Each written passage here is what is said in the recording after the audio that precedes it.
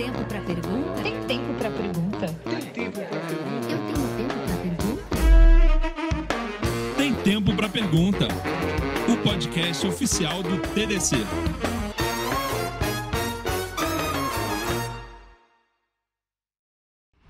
Camila, Érica e Vicky, bem-vindas ao Conversa de RH. Obrigada. Vamos começar esse papo. Eu queria que vocês se apresentassem. Vamos conversar por você, Camila? Conta Bora pro pessoal lá. um pouquinho sobre a Camila. JP, obrigado pelo convite. Estou lisonjeada de estar aqui com vocês. Pessoas importantes aí também no mundo de RH, principalmente RH ágil. Camila, então, sou psicóloga de formação.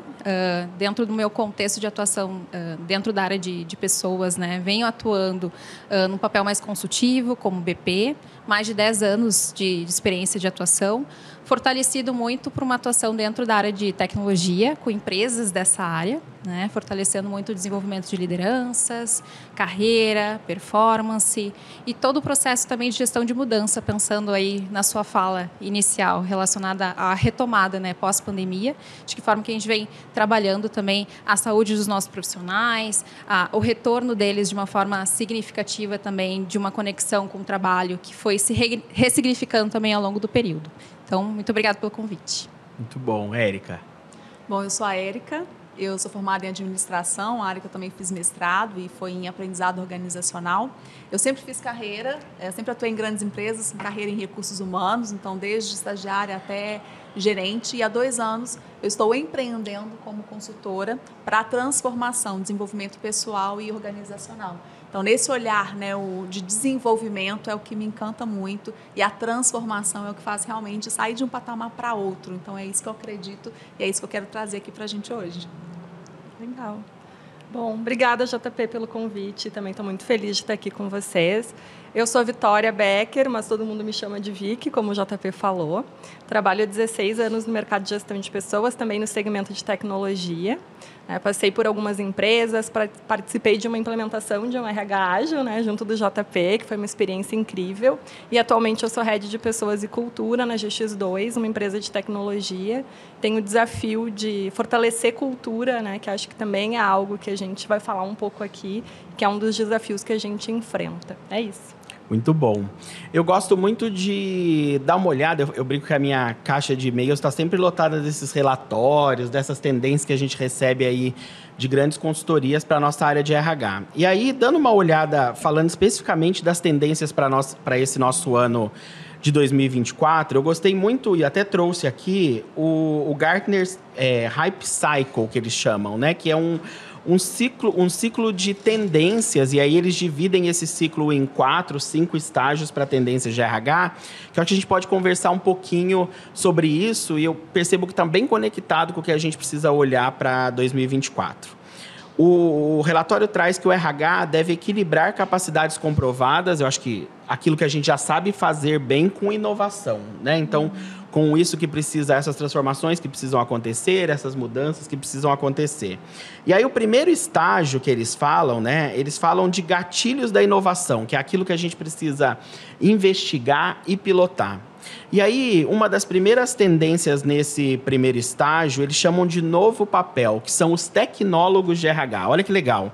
E não são tecnólogos dos tecnólogos que a gente está acostumado, né? Que fazem os cursos técnicos, mas tecnólogos no sentido de uma pessoa que tem capacidade de automatizar e melhorar as operações, transformar a experiência do colaborador e fornecer insights para uma melhor tomada de decisão. Sabe usar a inteligência artificial, que é transformadora no RH. Tem destreza digital em RH, tecnologia e experiência em projetos complexos. Vamos conversar um pouquinho. Eu queria que vocês trouxessem o olhar de vocês para essa questão da tecnologia em RH. A gente está ouvindo falar muito de chat GPT, tem até alguns cursos aí de chat GPT para RH, inteligência artificial no RH. Eu entendo que a gente ainda está caminhando como um todo, mas o que vocês têm visto? Como é que vocês têm pensado? Se vocês já têm usado algumas coisas também no dia a dia de vocês, conta um pouquinho para nós. Legal, JP. Hoje eu estou como BP de RH na Sankhya. E quando teve todo o movimento, principalmente nesse ano, né, de poder trazer a inteligência artificial para o contexto do nosso trabalho, quanto ao RH e também na organização também, a gente começou a explorar. né? Entender um pouco mais como essa ferramenta funciona, de a gente buscar um pouco mais de conteúdo, experienciar de fato em quais contextos a gente teria um melhor aproveitamento da IA nesse momento, que a gente está numa fase de aprendizagem, né? Na organização como um todo. Então, desde a gente trazer mais eficiência operacional para o nosso dia a dia. Por exemplo, nos descritivos de cargo, a gente teve a oportunidade também de fazer um mapeamento via ChatGPT, mas, claro, com uma oportunidade de a gente conseguir viabilizar também uma análise crítica do conteúdo que a gente está recebendo, que é um dos principais pontos que a gente recebe também. E a gente vem percebendo como um ponto importante, né? Por mais que o ChatGPT ou a IA seja uma ferramenta e um recurso interessante para a gente poder trazer para a nossa realidade, é importante que a gente possa também ter uma análise crítica de que forma que a gente vai realmente incorporar isso no nosso dia a dia. Então, a gente está realmente no momento de aprender um pouco mais sobre que essas ferramentas funcionam e poder estimular com que as pessoas dentro das organizações também experienciem. Então, a gente começou a pilotar através de ideias que a gente foi trazendo também para o nosso dia a dia, nas diferentes verticais de seleção, de desenvolvimento, de que forma que a gente consegue estruturar melhor um plano de desenvolvimento também com base nesses recursos. Então, tem trazido uma facilidade para a nossa rotina no nosso dia a dia, mas eu acredito que a gente tem muito potencial a explorar ainda dentro dessas ferramentas, dessas principais ferramentas. Eu gosto disso que você fala, Camila. Eu acho que ele nos ajuda bastante, né? A inteligência artificial, o próprio o ChatGPT, tira da gente uma carga operacional grande que a gente gastava para fazer um comunicado, né? Para escrever um texto, mas a gente precisa, não dá para acreditar fielmente 100%, precisa ter isso que você falou, de ter não digo um discernimento, ter um filtro, né? Dar uma olhada, revisar, porque não está 100% ainda. Eu fico muito com essa sensação que não dá para confiar 100%, a gente ainda precisa olhar para isso, né? Então, eu gosto de quando você traz que a gente pode usar, de novo, tira uma carga operacional grande, mas ainda tem que ter um olharzinho humano ali, né? A gente precisa dar uma filtrada nas informações que vêm também, eu acho. Exatamente. Sabedoria, né? Não é só informação pela informação. E me chamou a atenção nas informações que você trouxe de pega o que você já sabe e traz isso para um outro nível. Por quê? Né? Gastava-se muito tempo para levantar informação, levantar dado, era quase que um dia inteiro, 3 dias, uma semana, para levantar os dados de turnover, para ver quais são as movimentações que foram feitas, enfim, poderia citar N processos aqui. E aí chegava no final disso tudo, tá todo mundo cansado, né, esgotado, mas não é só isso.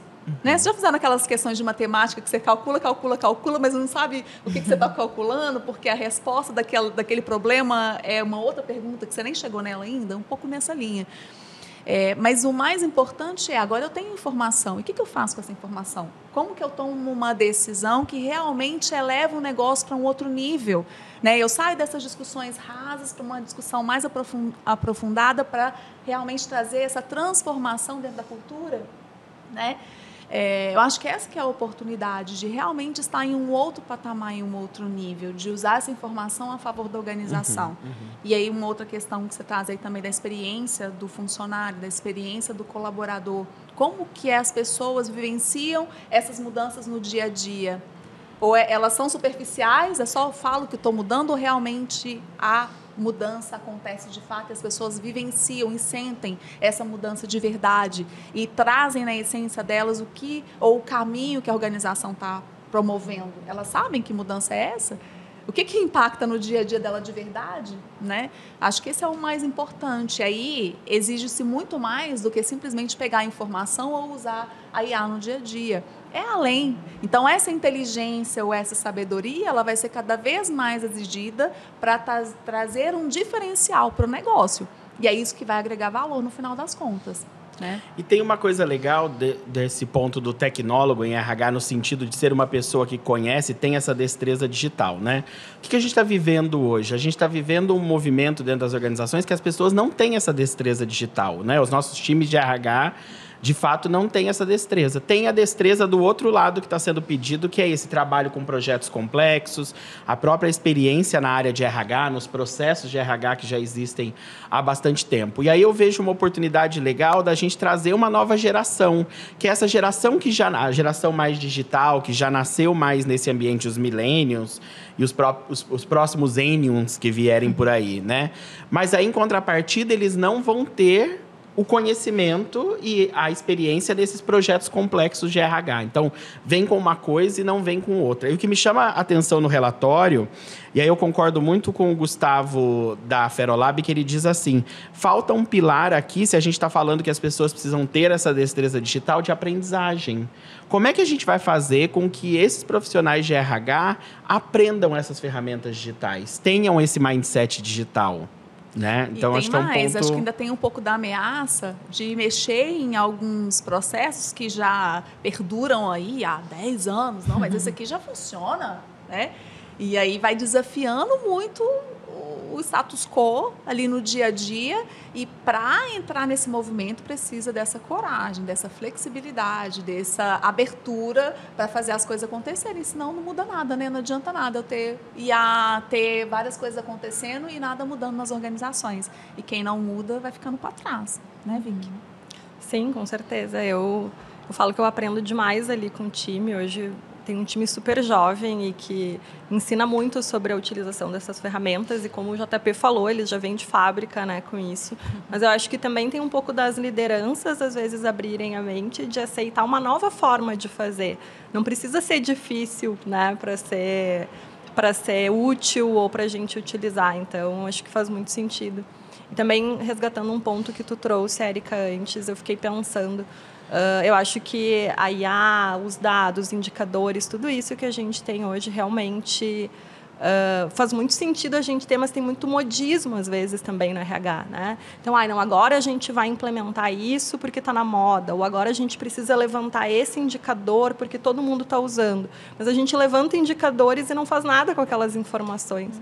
Né? Então, isso eu trago muito, às vezes, o pessoal fala, vamos começar a aplicar tal coisa aqui no time. Eu falei, ótimo, mas quando que a gente vai parar para analisar esses dados e fazer algo com o que vem? Eu acho que essa análise crítica, né, ela é fundamental. E tem propósito de fazer isso, né? Tem um porquê de fazer isso, ou só porque é modinha? E no nosso contexto funciona porque, às vezes, uma empresa que tem X perfil ou porte ou até mesmo região faz sentido. Agora, em outro segmento, não faz. Então, essa análise crítica eu acho que é muito importante, né?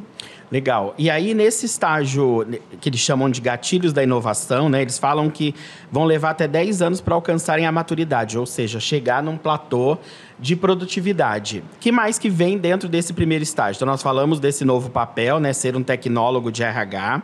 Está falando sobre o RH como um centro de excelência. Eu trago isso como uma tendência aqui no livro, que é...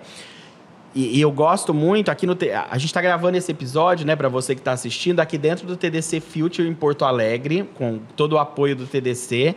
E a gente assistiu, numa das edições do TDC online, uma palestra muito legal do pessoal da Ambev Tech, que é o Hub de Inovação e Tecnologia da Ambev, que se chamava Como é que a gente evoluiu de 3 para 900 recrutadores? E aí, falava justamente disso. Como é que a gente pode espalhar as competências de RH para as pessoas? Quem disse que o RH tem que fazer recrutamento e seleção? Quem disse que recrutamento e seleção tem que começar no RH? Por que as pessoas de RH não podem ser uma etapa do processo de seleção, por exemplo? Né, para fazer um perfil comportamental e tirar da gente toda uma carga operacional que a gente sabe que os processos seletivos demandam, e os times fazerem isso, né? Então, acho que quando ele traz isso aqui do RH como um centro de excelência, o RH trazendo as tendências, o que há de novo em tecnologia, um novo processo, uma nova ferramenta, mas essas competências serem distribuídas. Eu trabalhei muitos anos com educação corporativa, e eu tenho a humildade de falar que eu me sentia dono do processo. Se eu via alguém ali montando um treinamento e que não tinha passado pela minha área, eu falava... Ficava bravo. Né? Por que tá rolando um treinamento ali na área de qualidade e eu não tô sabendo nada, não passou pela gente? Por isso que dá errado. Que é a questão da vaidade, do apego, a gente querer se mostrar relevante, né? O RH sempre quer se mostrar relevante. Olha, tô treinando um monte de gente, treinei tantas horas por colaborador e tal. E hoje, com o olhar que eu tenho hoje, acho que a maturidade, os anos vão trazendo isso para a gente também, né? As experiências que a gente vai vivenciando aí nas organizações como consultor, de entender que, poxa, por que as pessoas não podem organizar um treinamento? E eu ajudar a instrumentalizar essa pessoa com as melhores práticas de educação.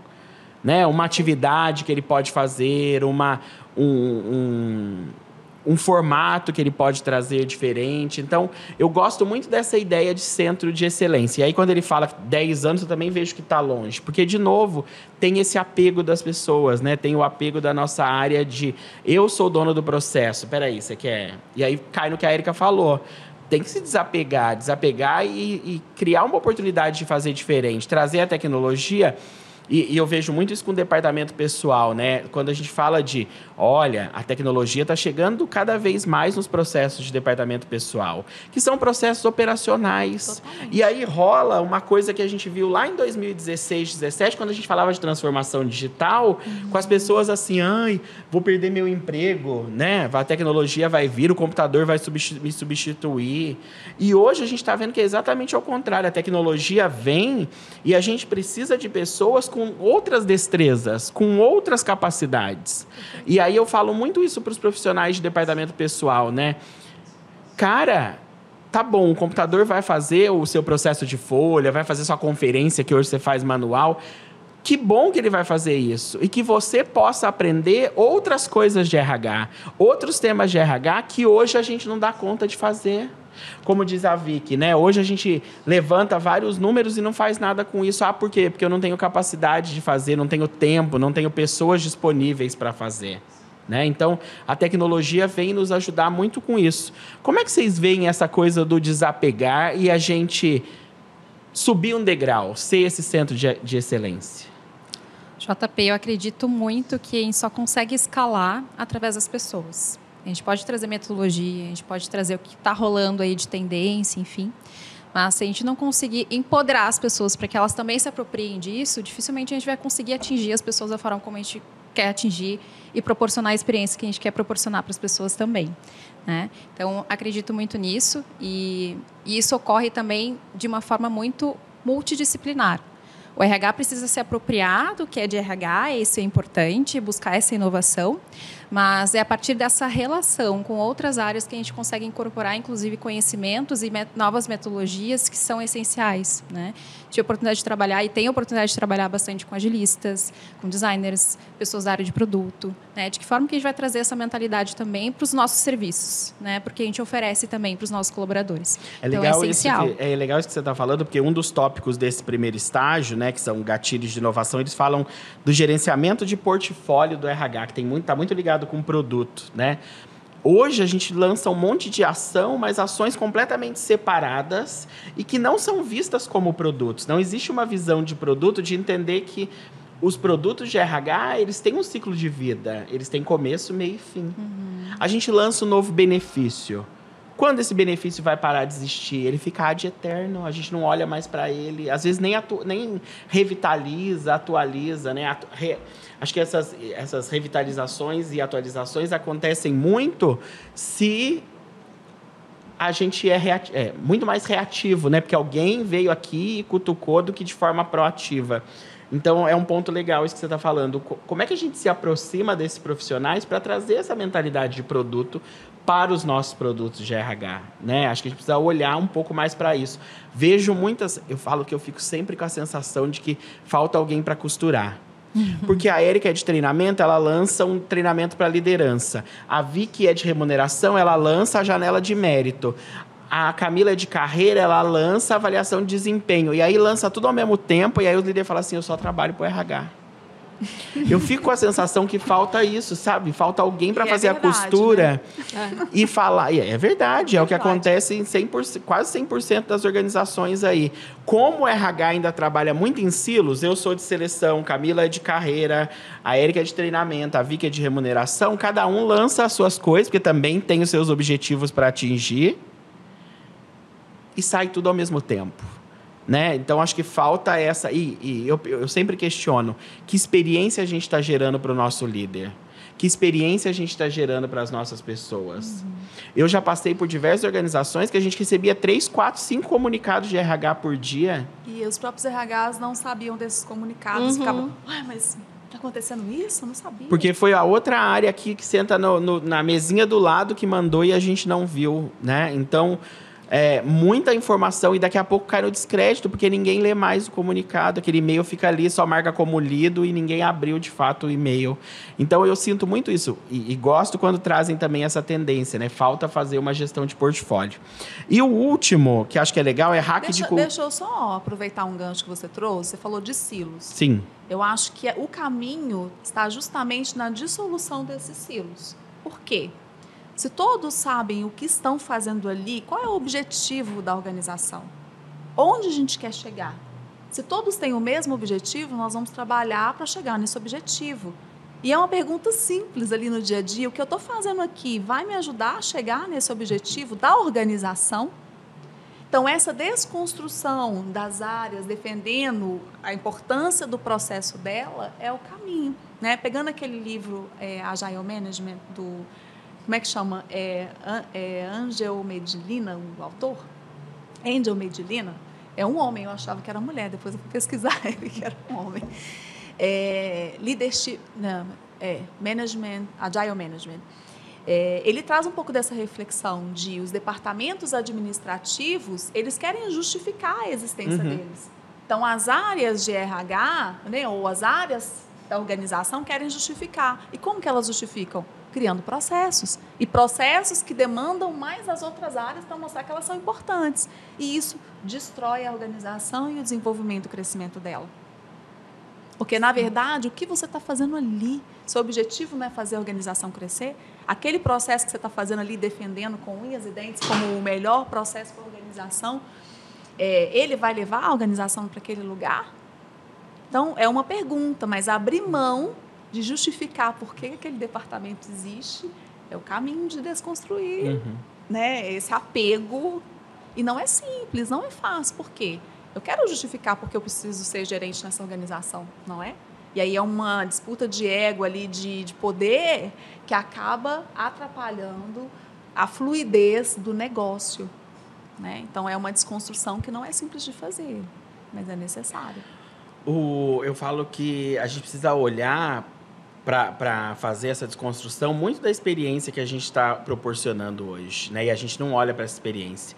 No projeto que nós fizemos juntos, a gente foi ouvir os colaboradores e a gente descobriu coisas que a gente, enquanto RH, não enxergava. Não, olha isso, assim, a gente foi ouvir, a gente descobriu coisas que a gente nem imaginava. Não deveria ser rotina? É isso. Deixa eu entender, como que você está vendo esse processo aqui? Funciona para você? Não funciona? É legal? Não é legal? Você falou de benefícios. Às vezes a organização gasta muito dinheiro, milhões de reais com um benefício que não serve para ninguém. E talvez ela pudesse usar esse dinheiro com benefícios que realmente trariam um benefício. Sentido, né? Fizesse que sentido traria aquela pessoas. Alegria das pessoas de usar. E as novas gerações agora dentro das organizações, elas pedem um pouco de mudança em relação aos benefícios e muitas vezes a RH fala, não, sempre foi assim, sempre funcionou. E depois de 10 anos já passou em muito, né? Já foram muitos e muitos milhões multiplicados por 10 no ralo, sem benefício nenhum para a organização em si. É isso aí. Então, voltando lá na pesquisa, o primeiro estágio, os tecnólogos de RH, esse novo papel, o RH como um centro de excelência, o RH hackeando a cultura, que eu acho que é uma coisa importante, porque nós estamos vivendo uma transformação no mundo e a organização tem que passar por essa transformação também. E a gente, enquanto RH, tem um papel importante, mas eu digo que para impulsionar essa transformação fora de casa, a gente também precisa impulsionar dentro, que é isso tudo que nós estamos falando. E o hackeando em qual sentido que ele fala aí? O hackeando, ele fala de conseguir transformar essas culturas organizacionais, que muitas ainda estão enraizadas num mundo do passado, né, que não cabe nesse mundo hoje. Então, ser mais flexível, ser mais adaptativo, colocar o cliente, mesmo o cliente final, no centro das construções e não só o lucro, né? Voltar um passinho atrás aí. E o gerenciamento do portfólio de RH. Então, ele fala que são 10 anos para chegar num estágio de maturidade e as coisas acontecerem. O segundo estágio, eles chamam de pico das expectativas inflacionadas, ou seja, capacidades que são promissoras, mas que ainda não ganharam adoção generalizada. E a primeira delas é a hiperautomatização, ou seja, melhorar a eficiência e a confiabilidade dos fluxos de trabalho manual, como folha de pagamento, gerenciamento da força de trabalho e recrutamento e seleção. Eles falam que a maior barreira é a experiência limitada das equipes de RH com as tecnologias também, né? Então, a gente volta lá na questão do RH não conhecer tanto essas tecnologias para automatizar. E o segundo ponto, eu acho que a gente pode parar aqui para uma conversa, dados e insights de talentos, que são críticos para as decisões de negócio. E aí, a pesquisa fala o quanto os líderes precisam desses dados para tomar decisões nas áreas deles. E, às vezes, a gente não tem esses dados e também não consegue munir o negócio desses dados, né? Então, eles falam, líderes de toda a empresa procuram o RH para fornecer conselhos apoiados por dados. Mas o RH não está preparado para essa responsabilidade. O julgamento de dados ou uma forte capacidade de entender e interpretar indicadores e dados é, portanto, uma capacidade importante para as organizações e para o RH investirem. E aí, como é que vocês estão atuando e vendo aí esse mundo de usar informações e ter dados? Você está trazendo um ponto essencial, assim, JP. A gente só vai conseguir tomar melhores decisões através de dados e dados que realmente gerem significado, né? Então, hoje, dentro da nossa estrutura de RH, né, de People, a gente tem uma pessoa que está olhando especificamente para isso e permeia toda a jornada do colaborador, né? Então, a cada pesquisa que a gente roda, a cada conexão que a gente tem, um ponto de contato com os nossos colaboradores, a gente tem a oportunidade de extrair informações que sejam relevantes, mas permeando também dentro de um contexto de muita mudança também, de uma empresa que está acelerando fortemente do ponto de vista de negócio, trazendo também, fazendo aquisições, trazendo investidas, enfim. Então, a gente está passando por momentos de transformação de cultura. Se a gente não acompanhar, de fato, como tem sido o impacto disso para as pessoas, a gente não vai conseguir nem ajustar as nossas soluções, as nossas iniciativas, ou propor novas, né? Então, dentro de um contexto mais macro, as empresas estão olhando para isso mais fortemente, até mesmo para que se mantenham de forma competitiva no negócio, né? E a gente já está pensando de sustentabilidade, inclusive, do negócio, para que se mantenham também no mercado, inclusive. Mas, para os nossos profissionais, isso é essencial, principalmente quanto à área de recursos humanos, de que forma que a gente vai realmente ter uma análise desses dados, de que forma que a gente vai trazer essa devolutiva para as pessoas, de que forma que a gente está comunicando, inclusive, esses insights que a gente vem tendo. Muitas vezes, quanto RH, a gente fica com a informação muito silo, novamente, né? Quanto a RH, utilizando essas informações, trazendo para as iniciativas, mas as pessoas não entendem o porquê, muitas vezes, né? Por que a gente está lançando essa iniciativa? Né? A gente rodou o GPTW, teve uma série de proposições, inclusive, de melhoria de clima, com relação a salário, remuneração, carreira, as pessoas tendo uma necessidade maior ali de crescimento e evolução, né? Mas de que forma isso tem que se conectado com a experiência delas, de fato, no dia a dia, né? Sim, e seguindo sobre dados, né, eu sempre comento que o nosso trabalho de People ele é muito subjetivo, né? Acho que tem a questão do feeling, do sentimento, dos feedbacks, mas eu sempre comento que a gente precisa do dado para confirmar aquilo que a gente está sentindo, porque a gente não pode levar só o sentimento, né, de estou sentindo que a coisa não está boa aqui. Então, a gente precisa mensurar isso para poder tomar decisões.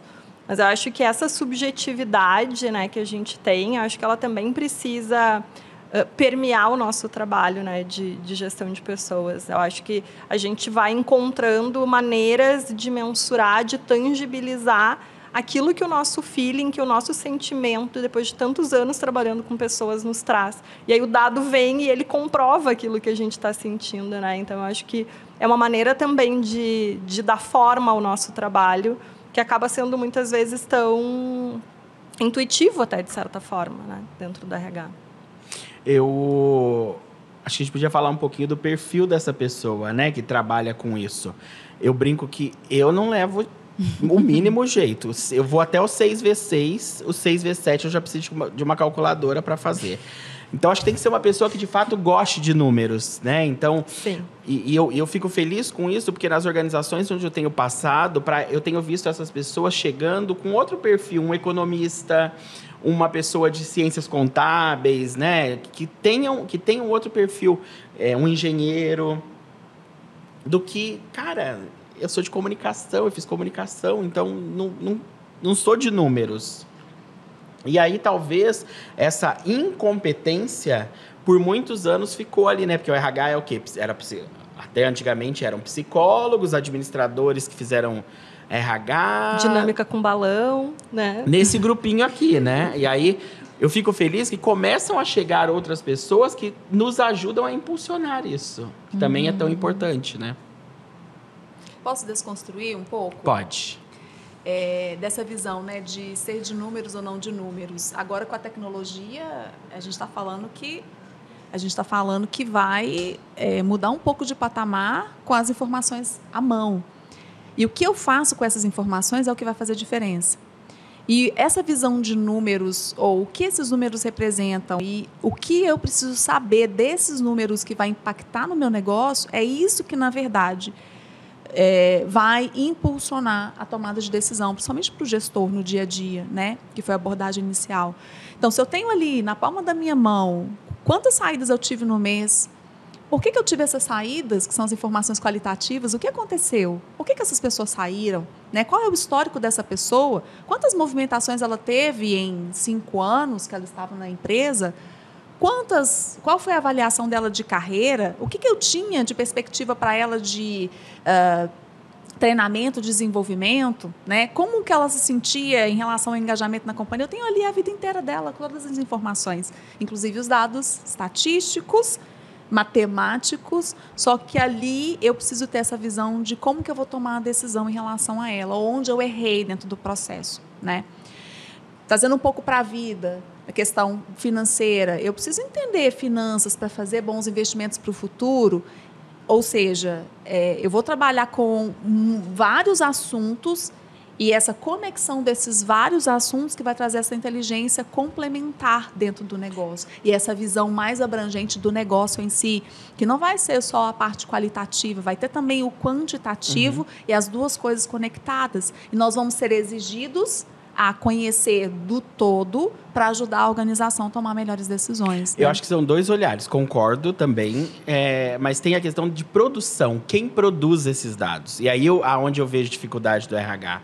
Não vejo tanta dificuldade na interpretação, porque business partner de RH tem esse qualitativo, que é o que a Vicky disse, né, como é que você chamou? De sensibilidade, de feeling. O intangível. Mas quem produz a informação de fato, né? Que consegue fazer os cálculos matemáticos. Porque tem cálculo matemático, gente, né? Contar headcount. Já viram coisa mais esquisita? Contar headcount? Eu nem sei o que é isso, Érica. Não, contar pessoas. Eu não sei o que é isso, não. Não sei nem fazer isso. Então... Não, mas é uma coisa impressionante. Não sei se elas vão concordar comigo. Pessoas é 1, 2, 3, 4. Mas quando você vai somar lá, não dá quanto de jeito nenhum, já viu? Eu não sei o que acontece. Então, por isso que eu falei, o que eu falei da desconstrução eu acho que a construção desse perfil, a importância de ter alguém de números mesmo. E aí, obviamente, e concordo total com você, que todo mundo tem que saber fazer a leitura desses números, né? E o que fazer com essa leitura, o que fazer com esses números. Um exemplo clássico são as entrevistas de desligamento. Eu estava numa palestra esses dias, num evento de RH, num auditório com 1.500 pessoas e pedi para as pessoas levantarem a mão. Quem aqui faz entrevista de desligamento? Na sua empresa existe esse processo. E aí um monte de gente levantou a mão. As BPs fazem, alguém de seleção, né? Uma liderança. Quem aqui usa esses dados? Diminuiu 70% das mãos levantadas. Que é isso, né? Você pega o dado, pega a informação e coloca na gaveta. Morreu, e quer dado mais rico que entrevista de desligamento, que fala sobre liderança, que fala sobre cultura, que fala sobre qualidade de vida, que fala sobre engajamento. E a gente não olha para isso. Não olha para isso por quê? Porque eu tô na loucura fritando pastel. E às vezes fritando pastel, que eu faço essa brincadeira, né? Mas na verdade, fazendo processos que não trazem valor nenhum. Fazendo mais uma pesquisa. Que são operacionais, construindo mais uma pesquisa. Ao invés de se aprofundar naquilo que pode alavancar as transformações, alavancar as diferenças, né? Então, bem legal. Acho que essa coisa dos dados, é importante dizer que já está maduro e se você não cuida deles, a Gartner diz que você precisa cuidar, né? Não, tá pronto para subir aí. E aí eles trazem um dado legal que é 47% dos líderes de RH planejam aumentar seus orçamentos de tecnologia de RH, tornando a área de investimento mais forte para 2024, ou seja, usar a verba de RH para as novas tecnologias, então o quanto é importante a gente olhar para isso. O terceiro estágio da Gartner, e aí esse é polêmico, eles falam chama-se o Vale da Desilusão, que são as tendências que lutam para demonstrar os benefícios esperados. O que está aqui dentro? Diversidade, equidade e inclusão, RH ágil, e aí RH ágil com a previsão de que alcance o platô de produtividade daqui 5, 10 anos. Então, muitas organizações, água mole em pedra dura, tanto bate até que fura, e aí a gente tem vivências de querer resultados imediatos, e aí as coisas, eu em vários projetos, se destransformarem, porque as pessoas não tiveram o tempo de esperar esse platô de produtividade. Olha que legal a pesquisa traz. E há uma urgência crescente para que os profissionais de RH se tornem consultores estratégicos que abordam problemas complexos e ajudam a mitigar potenciais riscos de talentos. Mas funcionários de RH lutam para manter as habilidades necessárias para isso. E aí, o que a gente está falando aqui? E nós conversamos isso nos bastidores, né? O RH precisa aprender a fazer conversas corajosas, a fazer conversas difíceis para resolver esses problemas, para ser esse profissional que atua nas feridas e que, de fato, traz resultado. E aí vamos parar aqui, né? Não vamos olhar muito para esse diversidade, equidade, inclusão e RH ágil por conta do nosso tempo, mas vamos parar nesse de conversas corajosas. O quanto é importante fazer isso e a gente não faz. A gente não faz dentro da nossa área, dos líderes de RH com os profissionais de RH. Isso não é estimulado fora e os líderes não fazem com o colaborador e vira uma bola de neve. E a gente tem tantos problemas que a gente vê aí hoje. Vamos falar sobre conversas corajosas? Uma abordagem que nós acabamos de falar das entrevistas de desligamento. Às vezes, o resultado da entrevista de desligamento é uma conversa corajosa. Porque ali, como você disse, é muito rico. E a pessoa, quando ela está saindo, ela tem também um sentimento, né, ali que precisa ser filtrado. E, às vezes, o gestor ele desconsidera. Ah, não, essa pessoa saiu chateada. Mas ali tem tanta coisa que, às vezes, ele não quer ouvir. E aí, essa conversa corajosa não acontece. Aí é mais fácil eu colocar ali na gaveta e falar, eu já sabia. A pessoa não gostava de mim. Uhum. Né? Eu já sabia, né, que o gestor não tinha uma boa conduta, mas deixa aqui que eu não vou entrar nessa seara, né? Enfim, deixar a Vicky trazer a vivência dela. Eu ouvindo aqui, pensando, acho que hoje poderia citar vários exemplos, mas eu acho que o feedback ainda é um momento mais difícil que eu tenho acompanhado, porque as pessoas muitas vezes não querem falar as coisas que precisam ser ditas, né? Os líderes, o próprio time, e eu vejo, né, no meu contexto, isso às vezes sendo delegado para o RH. Vai lá e dá esse feedback. É a BP que tem que entrar para dar o feedback, porque o líder ele não quer se indispor, ou porque naquele momento... Enfim, né, até pela formação técnica, muitas vezes não tem ali, né, o traquejo, enfim. E isso tem sido algo que a gente tem trabalhado muito. Tipo, precisa sentar e conversar e ter uma conversa honesta. E não é o feedback sanduíche aqui que a gente está falando. É ter uma conversa honesta, vulnerável. Tenho falado muito isso. Quanto seria mais fácil o mundo se as pessoas se vulnerabilizassem e falassem o que elas estão sentindo naquele momento. E o próprio líder diz, olha, não é fácil para mim estar aqui tendo que ter essa conversa contigo, meu papel enquanto liderança. Então, eu vejo que isso ainda tem sido algo que entra ano e sai ano e as pessoas ainda têm dificuldade, né? Ter conversas corajosas, conversas vulneráveis, falar o que precisa ser dito, sem se apegar na técnica, sem se apegar ao cargo. Então, quem nunca entrou com um líder numa sala para um desligamento e o líder ficou olhando para sua cara, né? Esperando. Você que tá aí, que é de RH, nunca entrou numa sala e o líder ficou esperando que você que fosse falar que a pessoa estava sendo desligada? Poxa, meu filho, vai lá que esse papel é seu, não é meu não, enquanto é RH. E muitos fazem isso porque eles foram acostumados assim, né? Por quanto tempo a gente fez isso? Então é bem legal. A conversa difícil. Eu me lembrei de uma situação, eu estava numa unidade e o gerente pediu para conversar comigo. Nós entramos para a sala e ele falou assim, eu vou desligar uma supervisora. Eu falei, Ele falou, Eu falei, e você desligando ela hoje, ela vai saber o motivo que ela está sendo desligada? Ela vai saber tudo que vocês construíram e que por algum motivo ela não conseguiu atender? Aí ele olhou bem para mim e falou, não, ela não vai saber. Eu já entendi. Ele entendeu que ele tinha um trabalho antes para fazer do que tomar a decisão de fazer o desligamento. E que é básico, né, Érica? É básico e as pessoas não fazem. Porque não fazem porque tem medo de magoar o outro, de machucar o outro. Às vezes é um receio também da própria falta de competência que ele tem de ter essas conversas. E talvez a gente não entra junto e, é seu papel. Faz parte da sua função de liderança ter essa conversa. Mostrar que a performance não está de acordo com o que você espera. E o que você espera? Às vezes a pessoa tem até dificuldade de clarificar o que ela espera daquela pessoa, daquela posição. E para a gente é muito simples. Mas para ele ali no dia a dia não é tão simples. E quem vai falar para ele? Quem vai ensiná-lo? O RH tem conversas corajosas? Tem. Mas ainda numa perspectiva de amadurecimento. Né? A gente falou muito dos silos, né? Essa atuação em silos acaba muito, cada um dentro do seu quadrado, dentro dos seus objetivos, enfim. Né? E a gente está falando de um trabalho muito colaborativo. Para que a gente consiga proporcionar a experiência, a gente precisa trabalhar muito junto. E aí, nesse aspecto, eu tive uma experiência recente em que a gente trouxe uma consultoria externa para poder trabalhar também aspectos de formação desse time. Perpassa também pela construção de vínculos, de aprender a trabalhar junto, o que é interessante para aquela pessoa, o que essa pessoa valoriza, né? Até mesmo para estabelecer, de fato, um ambiente de confiança que vai abrir um espaço também para que essa pessoa se posicione, dê sua opinião, né? Então, acho que começa muito internamente, dentro do contexto dos nossos times, de que forma que a gente está, de fato, estabelecendo essa relação no nosso dia a dia, para que a gente possa desdobrar isso nas relações com as outras áreas, com as lideranças, enfim. Né?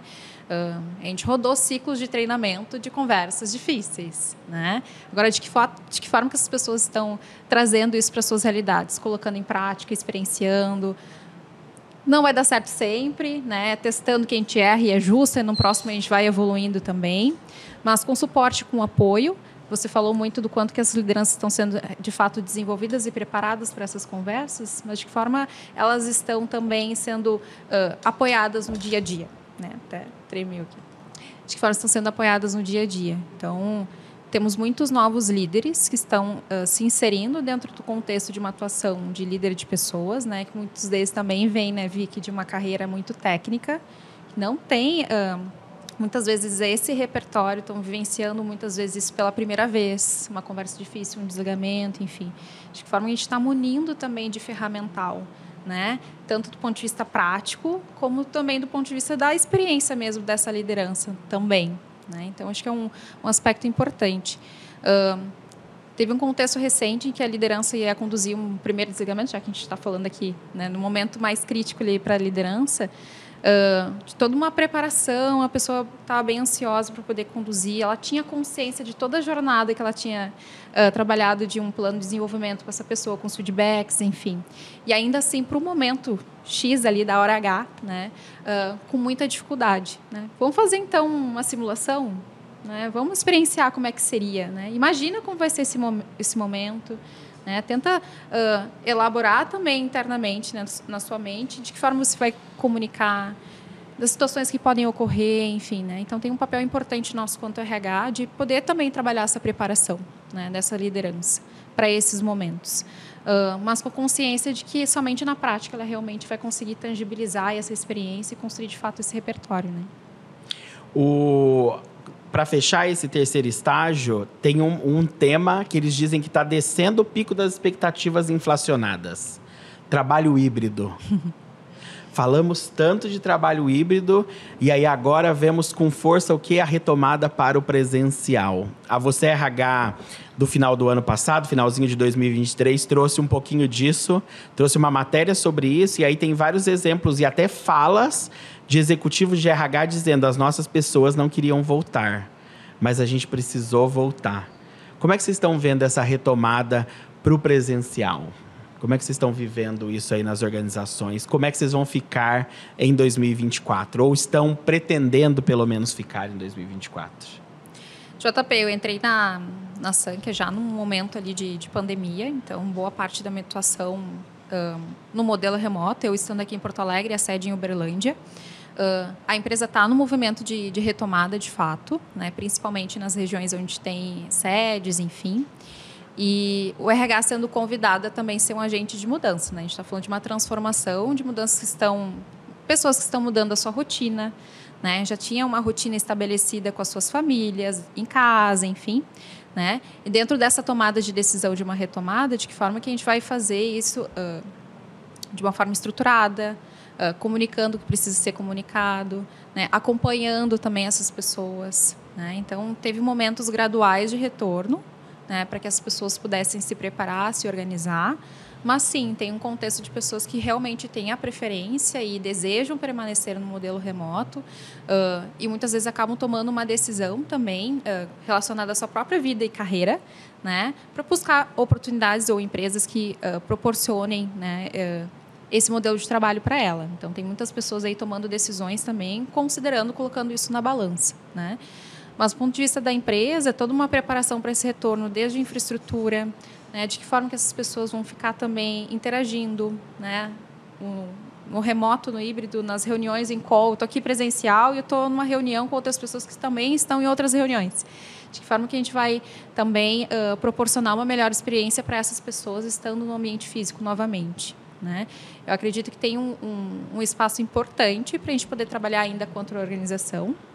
Nós temos pessoas, a gente vinha conversando um pouquinho sobre isso também, né, JP, que ao longo do contexto da pandemia, ou até mesmo previamente, tinha alguma questão emocional, né, e para o retorno para o presencial, de estar convivendo com outras pessoas, exige um outro nível de interação, de carga mental, enfim, né, são pessoas que precisam passar por um processo de readaptação, inclusive de socialização, né. Então, acho que tem um espaço importante para a gente conseguir colocar ainda num contexto de retomada, né, oferecer um melhor recurso e um melhor ambiente para isso, para todas as pessoas, mas também com uma oportunidade para as pessoas também experienciem novamente o retorno aos escritórios, né? Tem muitas empresas fazendo uma série de iniciativas de convivência, né, mas é no dia a dia, nas relações, que muitas vezes a gente precisa oferecer um melhor suporte, né, para esse ambiente. Sim. A gente hoje trabalha no modelo híbrido e a galera tech 100% remoto. Pessoal, eu vejo pelo recrutamento e seleção, o pessoal não quer voltar. A gente tem muita dificuldade de fechar as vagas de desenvolvimento que são híbridas, né? Então, isso ainda está sendo um desafio nesse sentido. Mas a gente tem operado, pelo menos em Porto Alegre, na sede aqui, no modelo híbrido. Eu acho mais desafiador o modelo híbrido. Eu acho que o 100% presencial está todo mundo no mesmo contexto, ou 100%, né, ou 100% remoto, ou 100% presencial. O híbrido, eu acho ele bem desafiador. Eu gosto muito, mas eu acho desafiador porque tu precisa navegar bem nos dois contextos, né? E eu acho que os combinados têm que ficar bem claros também, né? Sim. Porque senão você fica híbrido, e aí a nossa equipe nunca vai se encontrar, porque eu quero ir na segunda, você quer ir na terça, então acho que tem o azeite do líder ali nesses combinados, né? E aí eu queria que a Érica trouxesse um pouquinho desse olhar dela de uma especialista em liderança. E o papel do líder, Érica, nessa retomada, já que a gente está vendo que a retomada é para o presencial.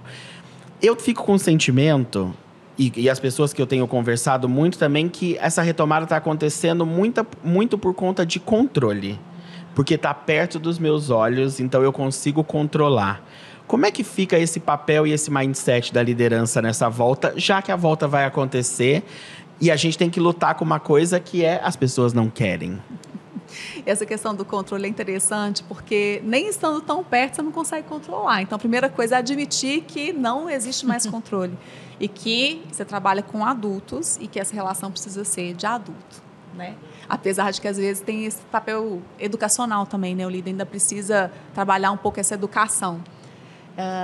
Mas estar próximo, ajudando nesse processo de trazer as pessoas, se for híbrido, aí depende do modelo da organização, ou se for presencial, é o mais importante, mas não pelo controle, muito mais pelo funcionamento do que a gente acredita que é importante para a área, ou fazer as coisas realmente acontecerem. É possível estar presente sem estar pessoalmente, né? É possível fazer uma gestão próxima sem estar ali com a pessoa todo dia. E isso, sim, pode ser construído. Agora, só para a gente finalizar, contar uma situação para vocês que eu vivenciei. Eu fui abordada por uma empresa para fazer um trabalho de consultoria. E essa empresa, ela está tão arraigada no modelo presencial que eles queriam que eu estivesse presencial para fazer o trabalho com eles. De 8 da manhã às 17. E não, eu não preciso estar aí. E tinha viagens e tal. Não, mas a gente quer que você esteja, senão você não vai ter uma boa interação com o Eu falei, eu não vou ter, mas eu não preciso estar aí. E é o modelo deles. Então, às vezes tem essa questão por trás, que é para controlar. E talvez não é o controle em si, mas é aquele modelo que está arraigado aí de novo, né? Como abrir a mente, realmente entender que são outros contextos. E que ano que vem, talvez daqui 10 anos, vai ser um outro totalmente diferente e que os jovens não vão querer estar nessa empresa. Aí muda um pouco de contexto, né? O quarto estágio, só para a gente fechar, está acabando aqui o nosso tempo, né? Fala sobre pontos para a gente olhar, e aí ele traz um papel, olha que legal isso, um papel de gerente de relações com pessoas, dedicado em tempo integral a apoiar os colaboradores e abordar questões que afetam os atritos, como respeito, a qualidade do relacionamento com a sua liderança e o equilíbrio entre trabalho e vida pessoal. E aí, tirar do profissional do HRBP, né, do Business Partner de RH, essa coisa de estar próximo, fazer conversas e deixar o Business Partner de RH, de fato, como um parceiro de negócio para trabalhar talentos e estratégias que vão impactar o negócio. Para olhar para números de talentos, informações e tal, e ter um outro profissional para essas que eles chamam de relações com pessoas. Diferente, legal isso, né? Esse talvez novo papel. Seria uma nova habilidade, né? Que o líder deveria absorver. Talvez por uma transição eu preciso trazer isso de uma forma muito mais enfática. Por exemplo, o Head de Felicidade, que foi uma profissão criada nesse momento mais crítico da presença, de olhar para as pessoas com um olhar diferenciado. Mas, na minha visão, ouvindo você dizer, talvez seria uma habilidade que o líder deveria desenvolver. Que é o papel dele, né? De estar ali, cuidar, orientar, mostrar, acompanhar. Qual dificuldade você tem de vir para o presencial? Eu tenho uma dificuldade com meu filho, com a minha mãe, né? Com a logística da minha família. Vamos pensar em uma forma ou uma atividade que você faz e que não vai impactar de uma forma tão significativa? É papel dele. E a Camila até trouxe nos bastidores uma conversa aqui falando justamente disso. O quanto hoje gasta-se tempo com essas conversas, né, Camila? Sim. Todo tempo a gente é convidado a assumir esse papel. Né? E aí o que acontece? Sobrecarrega o profissional de RH que poderia estar olhando pro negócio de uma forma diferenciada e o líder acha que não é obrigação dele. Não, vai lá conversar. Vai lá conversar com a Camila, vai lá conversar com a Vicky. Né? É isso aí. E o desafio tem sido a gente conseguir estabelecer ali, junto com a liderança, né, o desenvolvimento e o suporte necessário para que essa liderança conduza essas conversas, inclusive conversas corajosas, né, com essas pessoas. Mas, por outro lado, também fica a reflexão de que a liderança também já tem uma carga grande de gestão, né? E a gente está falando de conversas ali que são conversas mais personalizadas, né? Muitas vezes no one-on-one ali acabam surgindo temáticas, muitas vezes a liderança ainda não tem o repertório necessário para poder conduzir ou até mesmo tomar alguma decisão com relação àquele conteúdo que está vindo. Né? Então, hoje, dentro do meu contexto, tem em torno de 40 lideranças, né, dos diferentes níveis e mais de 300 colaboradores. Eu não consigo atingir todas essas pessoas, né? Então, a estratégia, de fato, tem sido trabalhar a liderança para que elas conduzem, consigam atingir devido à proximidade que elas já têm com os colaboradores, né? Com os seus liderados. Mas, de fato, achei muito interessante o estudo trazer nesse aspecto, porque também está nos trazendo um indicador ali de que as pessoas estão necessitando mais desse papel, né? E nem sempre a liderança vai conseguir realmente exercer. Está preparada para isso, né? Isso. Ó, só para fechar, e aí vou deixar uma dica, essa é uma dica legal para você. A Gartner traz um modelo de competências para profissionais de RH. Então, que qualidades e conhecimentos eles apostam para 2024? Conhecer a indústria onde a empresa atua, legal. Finanças, design organizacional, resolução de problemas, análise de riscos, influência, interpretação de dados, gestão da mudança e mindset de crescimento e inovação.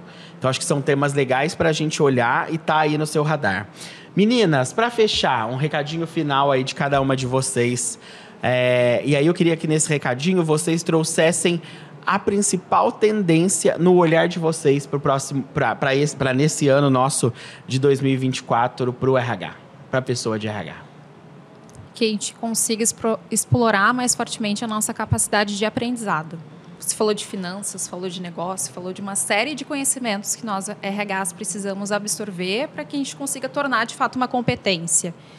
E, na medida que a gente, de fato, se posiciona de uma forma intencional para aprender esses conteúdos e experienciar na prática, de fato, a gente está gerando a transformação que a gente precisa, né? Para a nossa vida, para a nossa carreira e para a vida das pessoas, que a gente também tem o máximo de cuidado aí, dentro de um contexto de atuação, dentro das organizações, como consultora também, né? Então, dentro desse cenário, a principal mensagem aí, aprender a aprender e reaprender coisas, muitas vezes, que a gente precisa também se dar conta que a gente precisa também abrir mão também de alguns conhecimentos, enfim, ou ressignificar outros. A tecnologia está aí, então não tem como mais voltar atrás. Usar a tecnologia realmente para subir o nível, para olhar o negócio como negócio, não para defender algo que está sendo feito que não vai fazer diferença nenhuma no final das contas. E essa conexão com o que é importante é o que vai fazer diferença. Legal. Concordo, num Ctrl+C, Ctrl+V no que foi dito. E reforço, né, que a gente nunca esqueça que, no fim das contas, são pessoas, né, e que a gente o RH siga lembrando dos dados, da tecnologia, mas lembrando que ali na frente está uma pessoa, seja o líder, seja o colaborador, com as suas dificuldades, as suas vulnerabilidades, as suas questões, e que a gente consiga seguir trazendo esse olhar humano para a entrega, para a tecnologia, porque eu acho que tudo isso se complementa para que a gente consiga ser um RH cada vez mais estratégico. Muito bom, muito bom.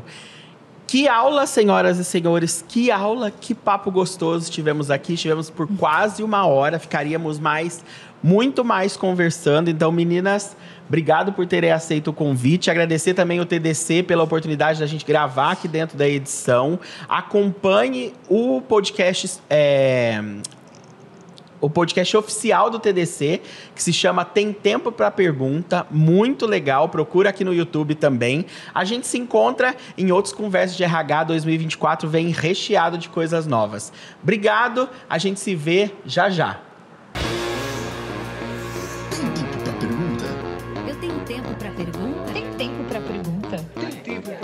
Eu tenho tempo para pergunta? Tem Tempo para Pergunta, o podcast oficial do TDC.